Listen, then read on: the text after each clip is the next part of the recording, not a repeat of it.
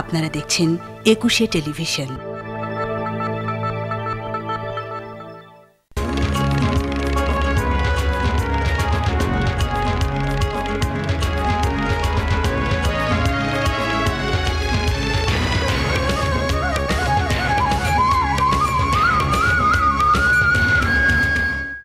প্রাকৃতিক সম্পদ, রূপবৈচিত্র্য আর জনসম্পদের দেশ বাংলাদেশ বিভিন্ন প্রতিকূলতার বিরুদ্ধে অবিরত যুদ্ধ করে সাফল্যের পথে এগিয়ে চলছে এদেশের মানুষ। আর দেশ জুড়ে দল সেই সব গণমানুষের কথা তুলে ধরছে সবসময়। শহর বন্দর পেরিয়ে গ্রামের মেঠো পথে আমাদের ছুটে চলা। সাফল্য, ব্যর্থতা, ইতিহাস, ঐতিহ্য, সংস্কৃতির পাশাপাশি মানুষের হাসি কান্নার চিত্র ফুটে ওঠে দেশ জুড়ে অনুষ্ঠানে। মাসুমা লিসা আমন্ত্রণ জানাচ্ছি আজকের আয়োজনে। শুরুতে জানিয়ে দিচ্ছি আজকের আয়োজনের শিরোনাম। নওগাঁর কৃষি তথ্য পাঠাগার নিয়ে মূল প্রতিবেদন। বগুড়ার শিশি বোতল তৈরির পেশাজীবী মানুষদের কথা। চটের কার্পেট তৈরি করে ব্রাহ্মণবাড়িয়ার শিউলির সফলতা। ঐতিহ্যে গাইবান্ধার মীরের বাগান মসজিদ এবং মেহেরপুরের শিল্পীর পরিবেশনা একটি লালনের গান।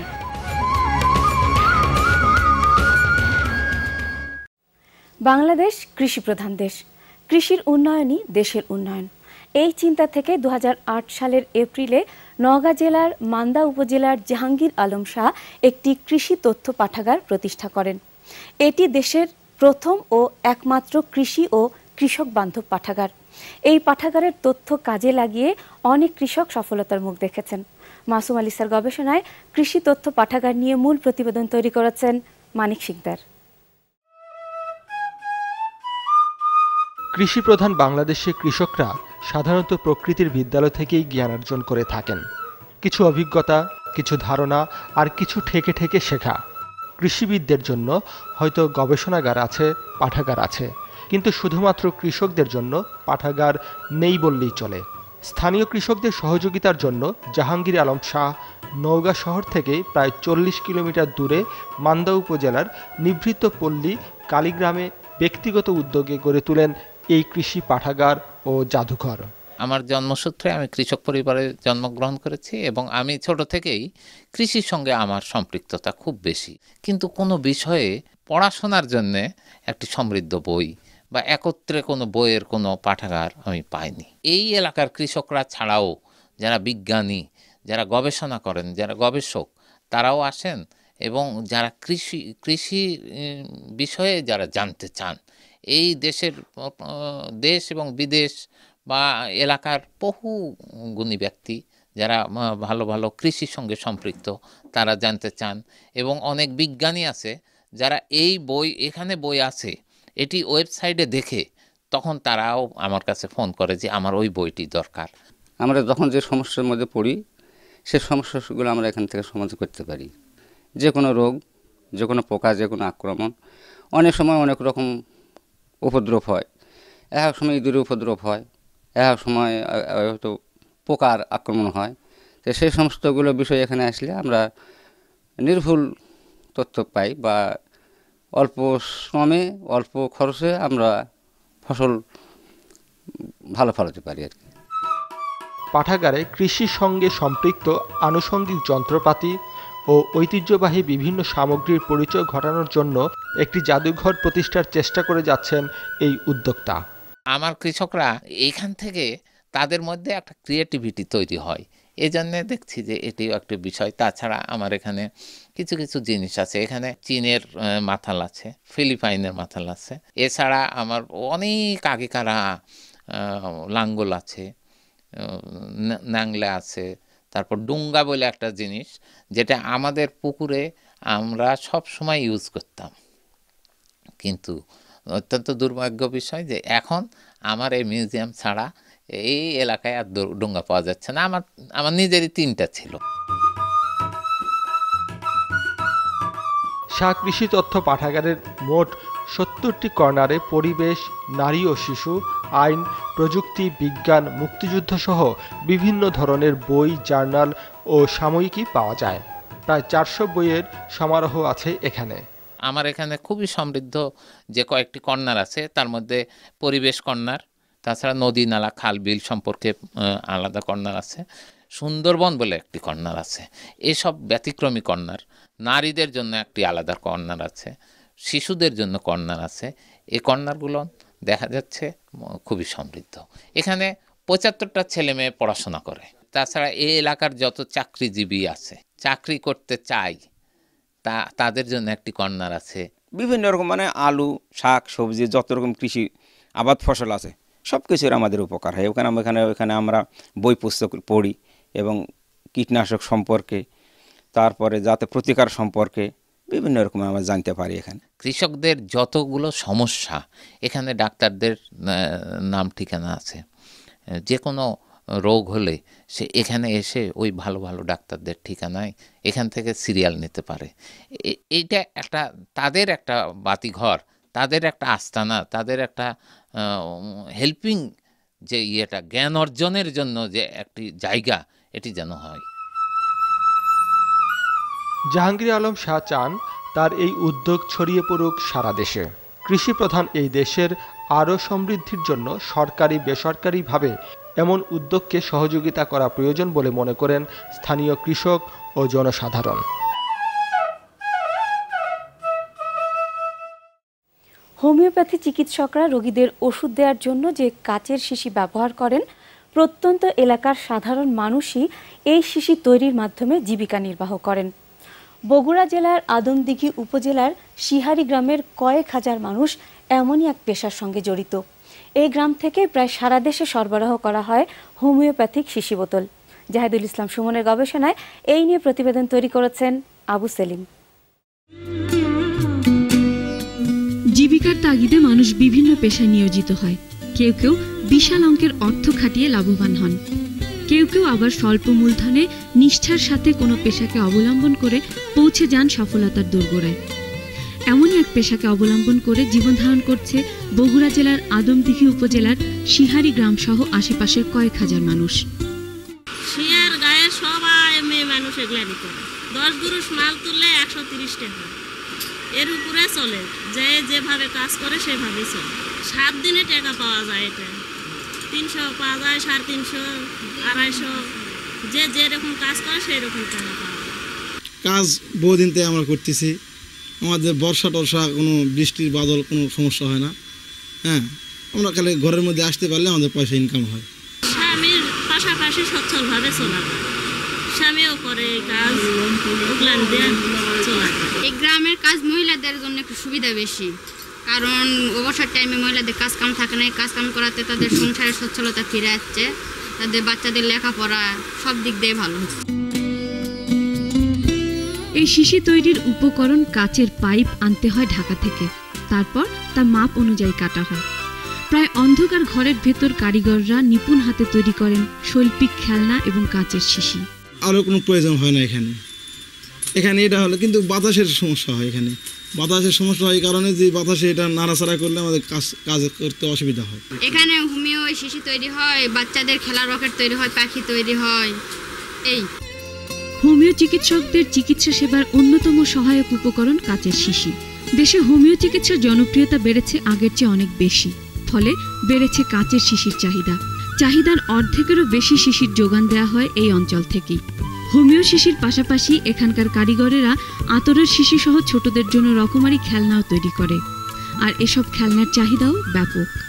দাম ধরেন যে রকেট আছে, রকেট 100 টাকা সব বিক্রি করা হয় এখান থেকে। 2 পাখি আছে, 2 পাখি এটা 300 টাকা সব বিক্রি করা হয়। এই বিভিন্ন কোয়ালিটির ধার জাঙ্গা 700 টাকা, 1000 টাকা, 1500 টাকা সহ বিভিন্ন জায়গার থেকে বিভিন্ন ধরনের পাকার পত্র আসে, তারা এখান থেকে নিয়ে যায় বিভিন্ন এলাকায় বিক্রি করে।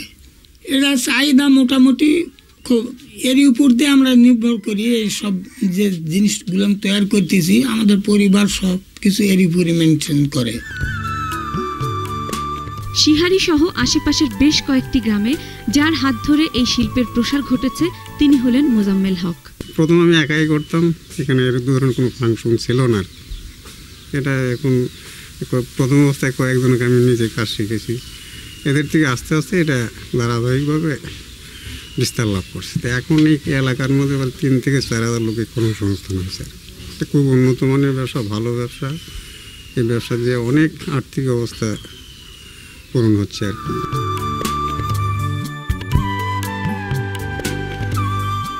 এ ধরনের শিল্প স্থাপনের ফলে সিহারি সহ আশেপাশের কয়েক গ্রামের যুবকদের কর্মসংস্থানের সুযোগ সৃষ্টি হয়েছে ব্যাপকভাবে। বহু ছেলে পেলে বেকার নেই, একজনও বেকার নেই, কোনো ছেলে পেলে বেকার নেই। সবাই একটু মানে যে লেখাপড়া বাদ দেওয়ার পরপরই ধরেন এই কাজে জড়িত হয়ে যায়, হওয়ার পরে ধরেন সংসারটা ভালো চলে। এখন আমার এই এলাকার তো কোনো লোক বেকার এমন তো মনে হয় না। সবাই এই কাজই, যারা বেকার তারা এই কাজ করতেছে, এমনকি ঘরের মহিলারাও এই কাজ করতেছে। ক্ষুদ্র ক্ষুদ্র শিল্প প্রতিষ্ঠান গড়ে তুলে একদিকে যেমন এই এলাকার উদ্যোক্তারা উপকৃত হয়েছেন, অন্যদিকে ব্যাপক মানুষের কর্মসংস্থানের ব্যবস্থা করে অনন্য এক অনুকরণীয় দৃষ্টান্ত স্থাপন করেছেন সিহারি ও আশেপাশের গ্রামের মানুষ।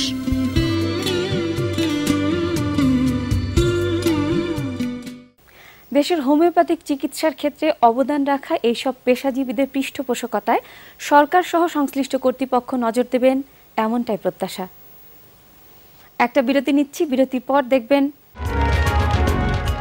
চটের কার্পেট তৈরি করে ব্রাহ্মণবাড়িয়ার শিউলির সফলতা, ঐতিহ্যে গাইবান্ধার মীরের বাগান মসজিদ এবং মেহেরপুরের শিল্পীর পরিবেশনা একটি লালনের গান। আমাদের সঙ্গেই থাকুন।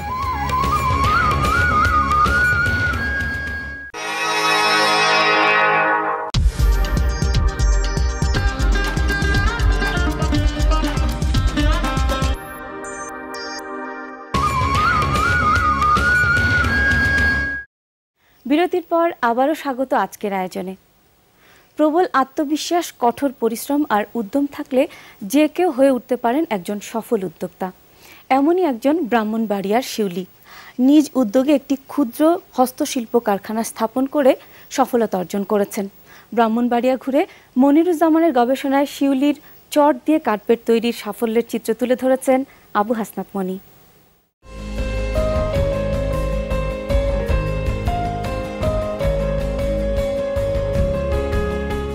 আকলিম আক্তার শিউলি পেশায় একজন সাংবাদিক। তিনি স্বপ্ন দেখেন গরিব দুঃখীদের প্রতিষ্ঠিত করার। সেই থেকে তার ভাবনা শুরু, কিভাবে ঘরে বসে নারীরা আয় করতে পারে। শুরু করেন গবেষণা। দীর্ঘ 10 বছর গবেষণা করে বের করেন কার্পেট তৈরির পদ্ধতি। মূল পেশাটা হইল কার্পেট ব্যবসাটা আর কি, যেটা তো ওইটার প্রাতিষ্ঠানিক শিক্ষা নাই। ওইটা আমি নিজে থেকেই অনেক গবেষণার পরে এই দীর্ঘদিন যাবৎ গবেষণা করতে করতে এই পর্যন্ত এসে একটা রূপ দিচ্ছি আর কি। এই কাজ সুবিধা, তার জন্য এই কাজ করতে আসছি। সুবিধা মনে করেন সংসারের কাজ অনেক সময় করা শেষ হইলে বিকাল টাইম অবসর সময় আসতে পারি। এইসব কাজ করে মনে করেন 2টা মায়ের লেখাপড়া শিখাইছি, বিয়ে শাদী দিছি। মানে আমি একাই আছি আমার স্বামীরে নিয়ে, মোটামুটিভাবে চলতে পারি এগুলা কাজ করে। এলাকার গরিব দুঃখীদের প্রশিক্ষণ দিয়ে শুরু করেন তার যাত্রা। গড়ে তোলেন রূপালী কার্পেট ও বুটিক হাউস। আমার এখানে কিন্তু যারা কাজ করে বেশিরভাগ আপনার একবারে দরিদ্র ফ্যামিলির বা বিধবা, এতিম, স্বামী পরিত্যক্ত এই ধরনের লোক। কার্পেট বানানো শিখছি, টেলারি করতেছি, তারপরে অনেক কিছু শিখতেছি।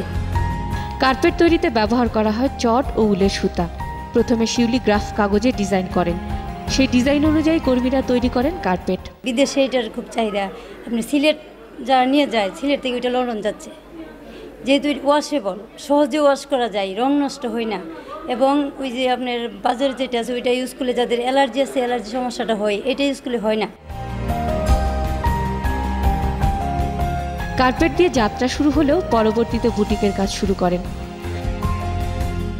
আমার এটা আসলে 2টা পার্টে বিভক্ত হয়। আমার মূলতই মানে পার্ট 75ই কার্পেট আর 25 হলো আপনার ভ্যারাইটি আইটেম, যেগুলো শোপিস আপনার ছিল রেডিমেড প্রোডাক্ট। শিউলির বুটিক কেন্দ্রে তৈরি হস্তশিল্পের চাহিদাও বেশ। চাহিদার কারণে শিউলি বাণিজ্যিকভাবে তৈরির চিন্তা করছেন, কিন্তু নানা প্রতিকূলতার কারণে সেটি সম্ভব হচ্ছে না। এটা যদি আপনি সরকারি খাতে কিনে নিয়ে যেত তাহলে আমি প্রতিষ্ঠানটা ধরে রাখতে পারতাম। সরকারি খাতে কিন্তু মহিলা পরিষদের একটা সেক্টর আছে যেখানে আপনাদের নারী উদ্যোক্তাদের তৈরি প্রোডাক্ট কিনে নিয়ে যায়। আমি এই ধরনের সহযোগিতাটা যদি পেতাম তাহলে কিন্তু আমার প্রোডাক্ট একেবারে উপরে উঠে যেত। সরকারি ও বেসরকারিভাবে যদি সহযোগিতা করা হয় তাহলে শিউলির স্বপ্ন পূরণ হবে, আত্মনির্ভরশীল হবে নারীরা, আর জাতীয় অর্থনীতিতে যোগ হবে বিশাল অঙ্কের টাকা।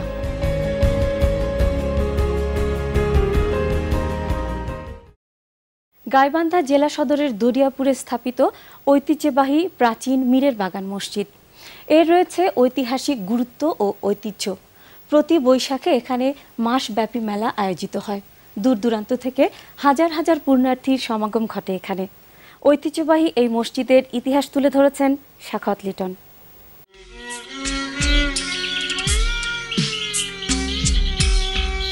গাইবান্ধা জেলা সদরের দারিয়াপুরে অবস্থিত মীরের বাগান জামে মসজিদ। প্রায় 100 বছরের প্রাচীন ঐতিহ্যবাহী এ মসজিদ বর্তমানে দাঁড়িয়ে আছে অবহেলা আর অযত্নে।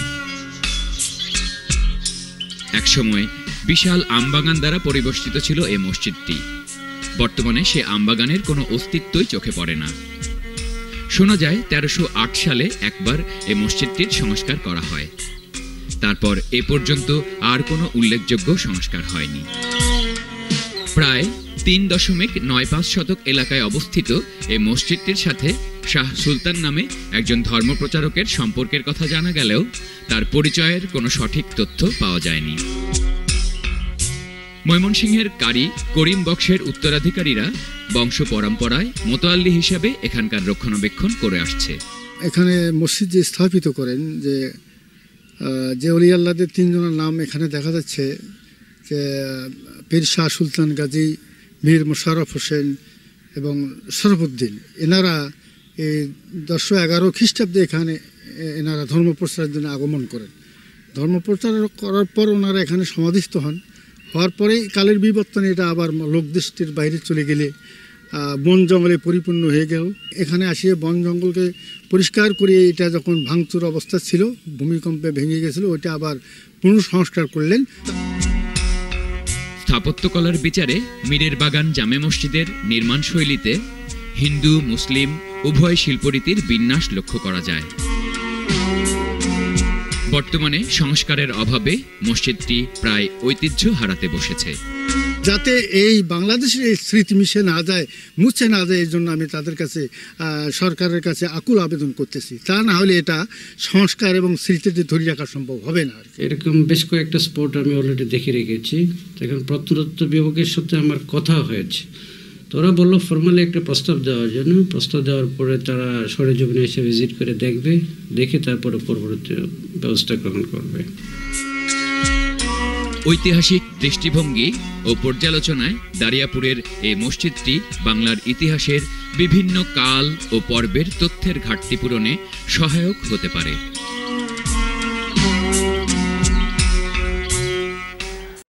আপনাদের বিভিন্ন সমস্যা, সম্ভাবনা, অনিয়ম আর দুর্নীতি সহ বিভিন্ন তথ্য, পরামর্শ ও মতামত জানিয়ে আমাদের কাছে লিখুন এই ঠিকানায়। প্রযোজক দেশজুড়ে 21 টেলিভিশন, জাহাঙ্গীর টাওয়ার, 10 কারওয়ান বাজার, ঢাকা 1215। Email desh21-tv.com। আর SMS পাঠাতে ডিজেম স্পেস আপনার নাম স্পেস অনুষ্ঠান সম্পর্কে আপনার মতামত লিখে সেন্ড করুন 6969 নম্বরে। 21 অনুষ্ঠানগুলো বিশ্বের যে কোনো প্রান্ত থেকে দেখতে ও তথ্যের প্রয়োজনে লগ অন করুন www.21-tv.com এই ওয়েবসাইটে। এছাড়া Facebook/21TV লাইভে দেখতে পাবেন আমাদের সব অনুষ্ঠান।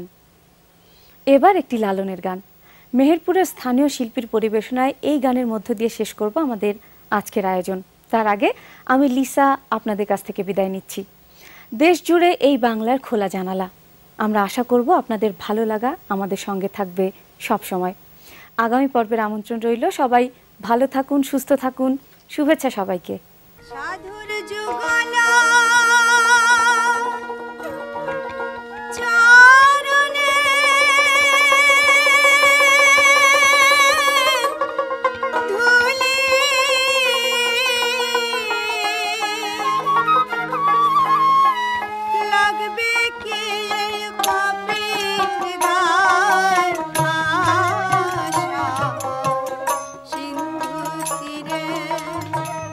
বসে আছি